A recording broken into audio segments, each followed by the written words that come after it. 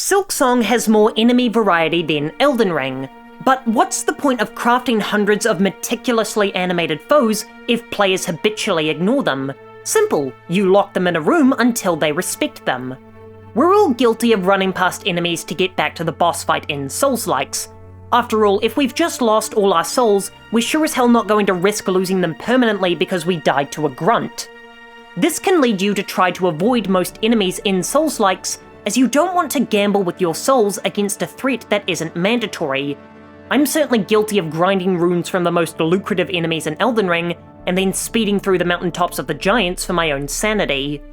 But Silksong has an ingenious way of punishing this behaviour: the arena boss fights that can be found throughout Farloom. Now, I've seen many people decry these gauntlets as substitutes for boss fights, and I believe this couldn't be further from the truth. Instead of viewing these rooms like unfair endurance tests, they actually function as a sort of final exam for the biome they're found in. See, the way to beat a difficult boss is to repeat them over and over, to learn their tells and what the correct responses are until you can defeat them. As usually they're only a single enemy, this task becomes manageable given enough attempts. But Silksong's arenas throw multiple enemies at you all at once, and this is where I have to gush about what is far and away the most impressive feature of Silksong.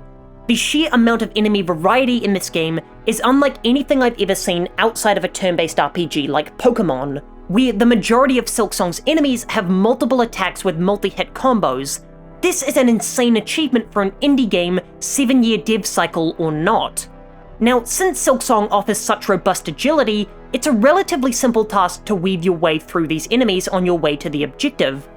Now, if I spent over half a decade developing hundreds of enemies for a genre where most of the players tend to start avoiding them, I too would feel the uncontrollable urge to lock them in a room until they appreciated the blood, sweat and tears I'd put into designing them. But in all seriousness, the proper function of these arenas are boot camps, to test whether or not you've been properly engaging with the game outside of these forced challenges.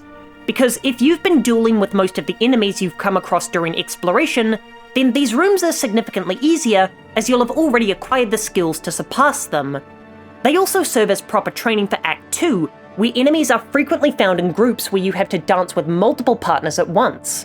Where Act 1 showed you the small mercy of only having to deal with 1 or 2 enemies per encounter, the halls of the Citadel are littered with squadrons of enemies who can fly and attack Hornet from every direction.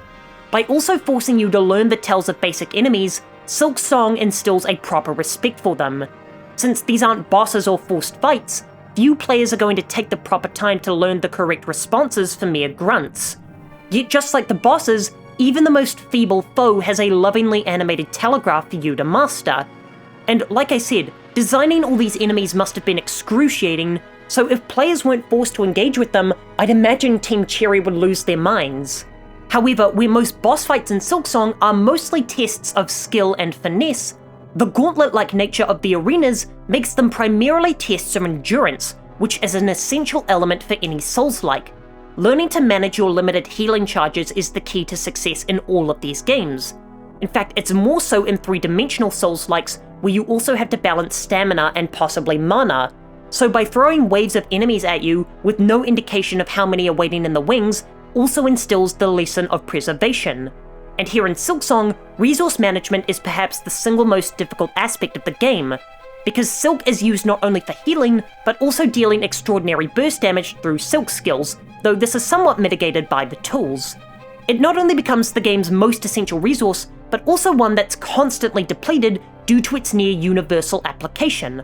I'm no expert on difficulty, but I feel like the most essential skill to learn in order to succeed in Silksong is learning not to panic heal.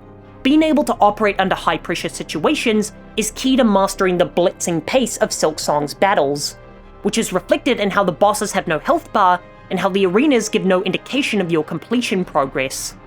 Once I finally managed to adapt to Silksong's rhythm whilst maintaining my Silk resources, I was finally able to feel like I wasn't constantly running into difficulty walls. And these arena rooms were perfect at training me for the skills that the game would later demand of me, whilst not being as aggressive as traditional boss fights, making them excellent lessons and core to your success. I'll be back in 2 days. In the meantime, here's a video about how the crests in Silksong might be too powerful.